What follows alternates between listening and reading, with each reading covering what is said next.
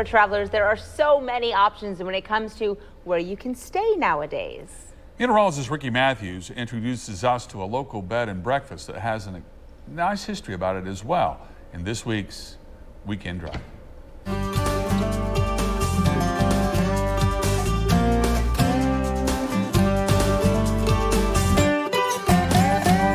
The idea of opening one's home to travelers isn't a new idea.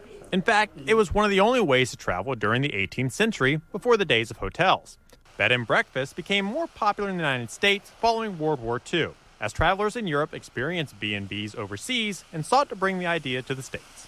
The house itself has been here since 1926, owned by George Collins, who actually built the house, and his family lived here. That's why the rooms that you see are named after members of his family. Went from George Collins, he owned a downtown department store here in Marion, a woman's department store.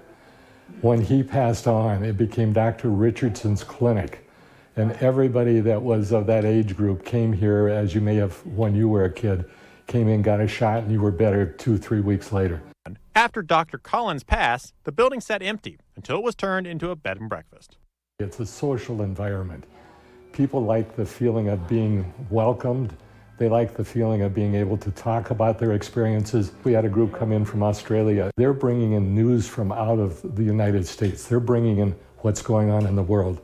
We like it because we get to meet so many people in those areas that are bringing that type of news to us. The Collins House Inn has 5 rooms total and is open year-round.